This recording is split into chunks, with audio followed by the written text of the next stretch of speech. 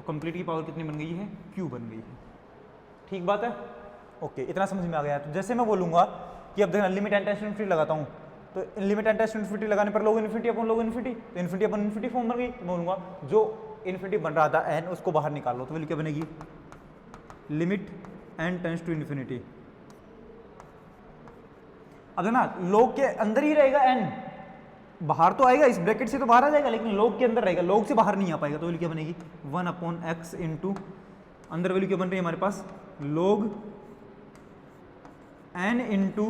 1 plus 1/n, ये बनेगा क्या अपॉन log, बाहर कौन आया n आ गया, और अंदर क्या बना 1 प्लस 2/n, ये बना क्या, और इसकी पावर कितनी बनेगी, पावर बनेगी q। ठीक है, ओके। अब देखना log a into b, log a into b का फॉर्मूला क्या होता है, log a plus b, log a into b, तो log a प्लस बी। तो वापस से फॉर्मूला लगाऊंगा तो देखना क्या बनेगा हमारे पास, यहाँ से limit n tends to infinity x n upon x n plus 1, ये वैल्यू बनेगी क्या, तो वैल्यू बनेगी लिमिट बाहर n टेंड्स टू इन्फिनिटी और 1/x इंटू बताना अंदर क्या क्या बनता रहेगा हमारे पास, log n plus log 1 plus 1/n upon log n plus log 1 plus 2/n, और इस कंप्लीट की पावर कितनी है, q है। ठीक है, ओके, आगे देखते हैं हमारे पास वैल्यू कितनी बनेगी, limit n tends to infinity 1/x into इसको log n की वैल्यू कितनी बनेगी बताना, log n तो log n रहेगा, ये तो बन गया log n प्लस इसको मैं सोल्व करता हूँ तो वैल्यू क्या बनेगी log 1 plus x, log 1 plus x की वैल्यू कितनी होती है बताना,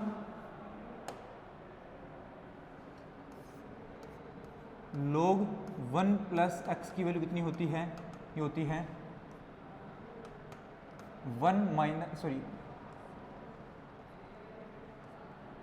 x minus x square upon 2 और प्लस माइनस ऐसे आगे बढ़ती रहेगी वैल्यू। ठीक है, तो अब यहाँ से हम फॉर्मूला लगाते हैं ये वाला, तो वैल्यू क्या बनेगी बताना, log 1 प्लस एक्स, एक्स कितना है हमारे पास 1/n है, तो वैल्यू क्या बनेगी 1/n इंटू बताना क्या बनेगी value 1/n minus n 1/n का स्क्वायर, तो वो बनेगा 1/2 इंटू 1/n का स्क्वायर और प्लस माइनस ऐसे आगे वैल्यू बढ़ती रहेगी। अपॉन बताना क्या वैल्यू, तो लोग तो कट जाएगा हमारे पास ना, लोग तो हट जाएगा ना एक तरीके से, लोग तो हट जाएगा क्योंकि लोग का तो एक्सपेंशन ही कर दिया हमने। नीचे क्या बनेगा log n प्लस नीचे क्या बनेगी वैल्यू, अब यहाँ पर x कौन है 2/n है, तो वैल्यू क्या बनेगी 2/n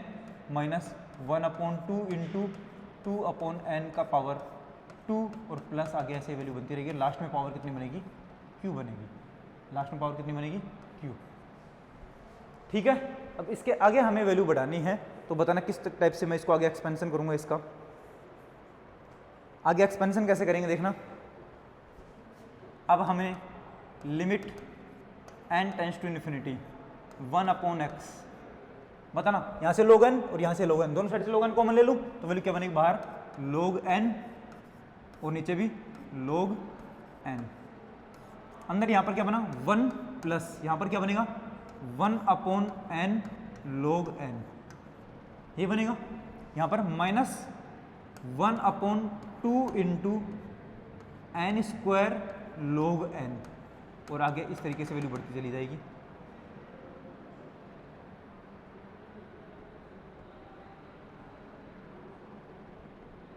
ठीक है, ये अपॉन की पावर q, अपॉन में क्या बनेगा यहाँ से log n बाहर चला गया तो 1 plus 2/n log n minus 2 से 2 कैंसिल हो गया तो क्या वैल्यू बनेगी 1/2 into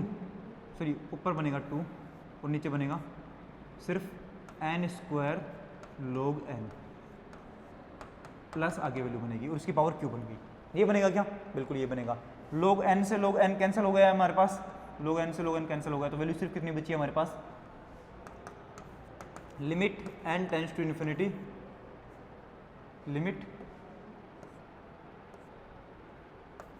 n tends to infinity, यहाँ से 1/x इंटू यहाँ पर वैल्यू क्या बनी 1 plus 1/n log n minus 1/2n square log n plus so on. Upon value क्या बनेगी हमारे पास बताना यहाँ से 1 plus 2/n log n minus 2/n square log n, ये बनेगा इसकी पावर q। अब इसमें अगर आप लोगों ने direct limit n tends to infinity रखी थी ना 1/∞ 0, 1/∞ 0, अब नीचे भी n बढ़ता जाएगा और यहाँ पर भी नीचे n बढ़ता जाएगा, तो आगे की वैल्यू सारी जीरो बनती चली जाएंगी कि यहाँ पे सारी जीरो, तो 1/1 बचेगा क्या 1/1 की पावर q क्या होता है 1 होता है, तो फाइनली क्या बचा 1/x बचा। तो 1/x में यहाँ पर लिमिट की वैल्यू कितनी आई है 1/x, ठीक है। तो जैसे ही 1/x लिमिट आई है तो मैं क्या बोलूँगा कन्वर्जेंट तो कब बनेगी और डाइवर्जेंट कब बनेगी हमारे पास वैल्यू, ठीक है। ओके, इसको थोड़ा सा और सोल्व करने की कोशिश करें अगर हम, तो इस तरीके से सोल्व कर सकते हैं। इसको मैं थोड़ा सा साइड में लिख देता हूँ।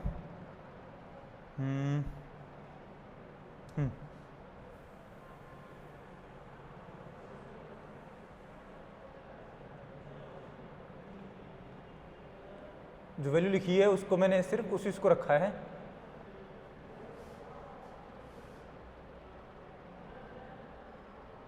यहाँ पर, ठीक है। ओके, वैल्यू क्या बनेगी देखना यहाँ से,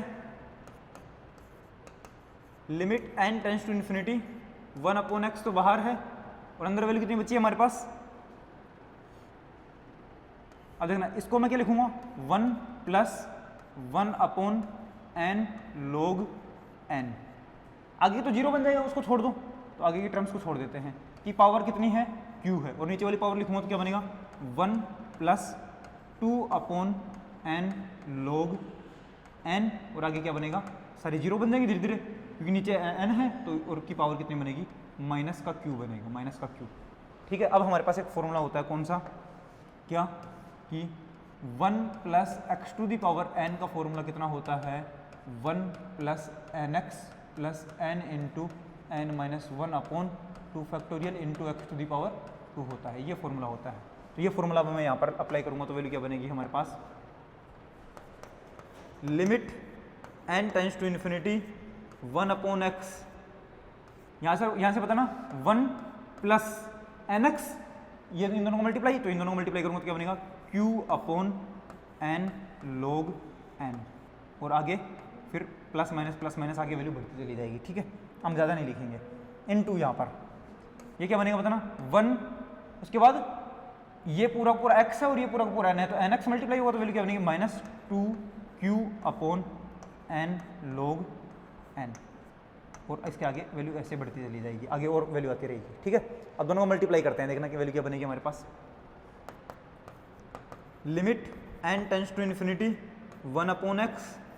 अब अंदर बताना 1 से 1 मल्टीप्लाई हुआ तो 1 से ये मल्टीप्लाई हुआ तो क्या बनेगा -2q/n log n, अब इससे ये 1 मल्टीप्लाई हुआ तो क्या बनेगा प्लस q/n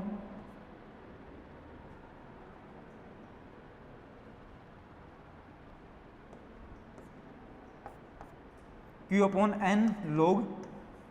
n, और ये दोनों मल्टीप्लाई होंगे तो क्या बनेगा -2q² स्क्वायर log n की पावर 2, ये बनेगा, और आगे ऐसे वैल्यू बनती चली जाएगी हमारे पास।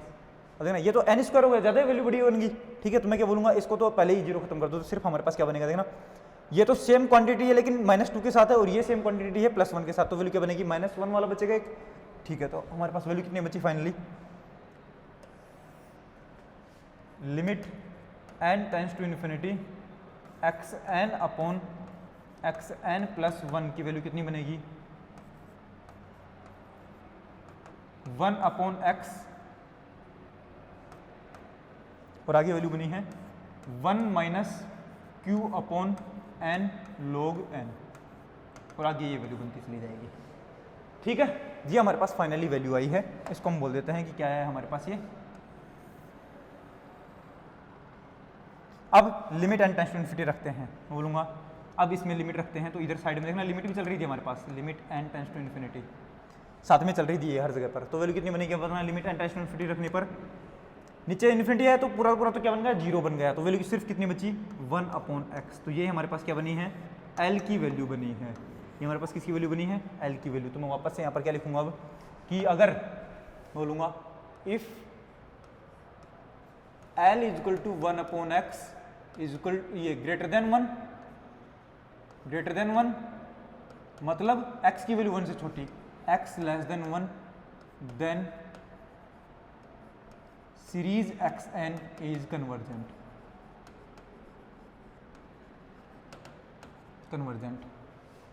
And if L is equal to 1/x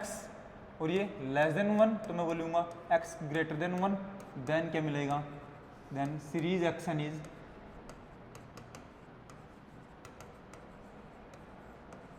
divergent and if L is equal to 1/x is equal to 1 then test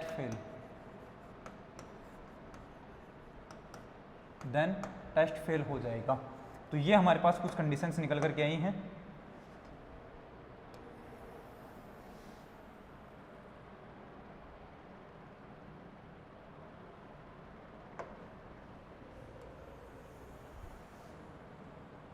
ये ठीक है, अब वैल्यूज क्या बनेंगी हमारे पास देखना, x की वैल्यू लेस देन 1 है तो कन्वर्जेंट, x की वैल्यू ग्रेटर देन 1 है तो डाइवर्जेंट, और अब हमें x इक्वल टू 1 पर चेक करना है तो मैं बोलूंगा एट x इक्वल टू 1 हमें बताना कौन सा टेस्ट लगाना पड़ेगा, राबीज टेस्ट में कौन काम में आएगा, xn/xn + 1 काम में आएगा, तो मैं बोलूंगा देन ये बताना हमारे पास कि xn/xn + 1 क्या मिलेगा हमें। अब पीछे देखना एक बार जा करके, हमारे पास वैल्यू क्या मिली, फाइनली ये मिली थी xn/xn + 1 की वैल्यू कितनी मिली, 1/x × 1 × q/n × log n, और आगे ऐसे वैल्यू चलती रहेगी। तो जैसे मैं x = 1 रखूंगा तो ये यहाँ से वैल्यू क्या बनेगी हमारे पास, सिर्फ ये बचेगा कि पोर्शन, हाँ तो ये वैल्यू मैं आगे लिखूंगा, देखना क्या बनेगी 1 - q/n log n, और आगे वैल्यू ऐसे बढ़ रही थी हमारे पास, ये बनेगा। ठीक है, मैं बोलूँगा नाउ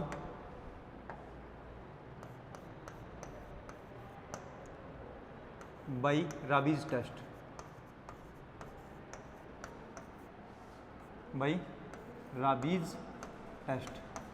क्या बनेगा भाई राबीज टेस्ट से बताना एक बार हमारे पास ये,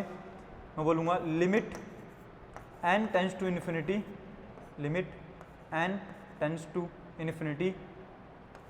n इंटू xn/xn + 1 - 1, वैल्यू क्या बनेगी, limit n tends to infinity n into xn/xn + 1 कितना है, ये रहा 1 - q/n log n, ऐसे बढ़ रहा था आगे, माइनस में है 1 और -1। ठीक है, अब बताना हमारे पास वैल्यू क्या बनेगी, +1 से -1 कैंसिल हो गया, सिर्फ वैल्यू कितनी बची है हमारे पास वो लिख लेते हैं।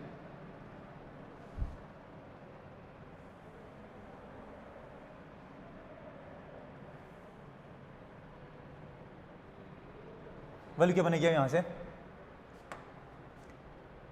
इधर बनेगा limit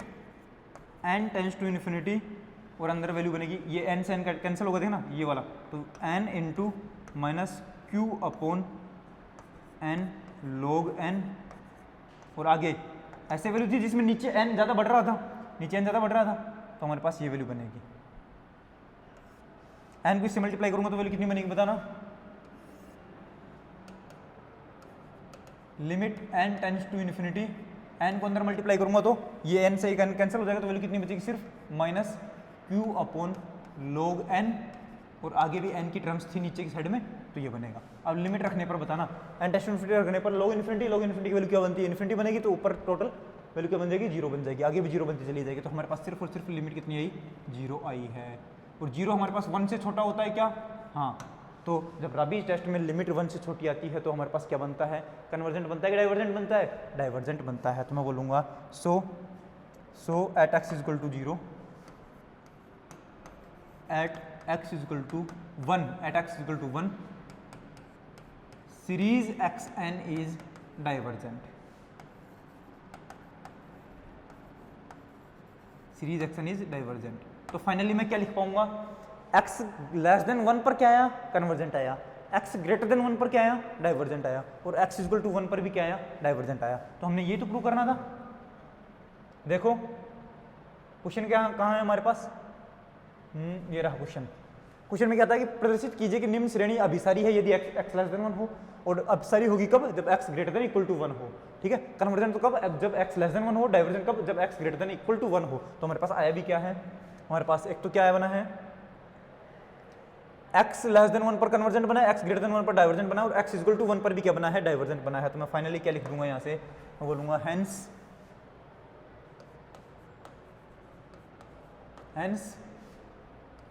if x less than 1 then series xn is convergent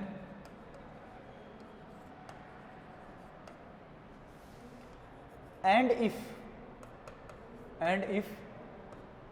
x greater than 1 then series xn is divergent,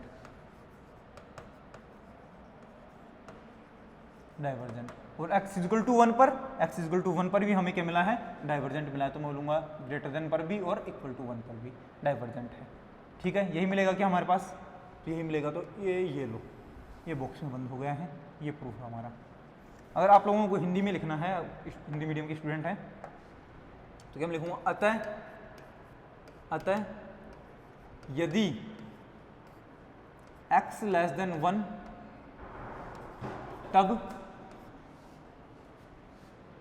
तब समेशन xn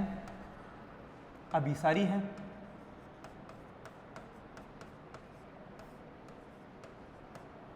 तथा यदि x greater than equal to 1 है तब समेशन xn अपसारी है। तो यही हमें प्रूव करवा रहा था क्वेश्चन में कि कहां पर तो अभिसारी है और कहां पर अपसारी है, ये हमें प्रूव करवा रहा था। ठीक है, ये देखो क्वेश्चन, यहां पर x लेस देन 1 पर तो अभिसारी प्रूव करवा रहा था, और x ग्रेटर देन 1 पर क्या प्रूव करवा रहा था, अपसारी, ग्रेटर देन पर भी और 1 पर भी। ठीक है, तो ये हमारे पास क्वेश्चन था, और ये इस टेस्ट का लास्ट क्वेश्चन था। एक्सरसाइज के क्वेश्चन आप लोगों को ट्राई करने हैं, खुद को नहीं आता तो बता देना, वरना मैं सोल्व करवा दूंगा। एक दो जो आए हुए राजस्थान यूनिवर्सिटी में क्वेश्चन है वो मैं करवाऊंगा, उसके अलावा जो आपके हैं वो प्रैक्टिस के लिए हैं, कर लेना खुद। ठीक है, मिलते हैं नेक्स्ट क्लास में, तब तक के लिए tata goodbye, take care.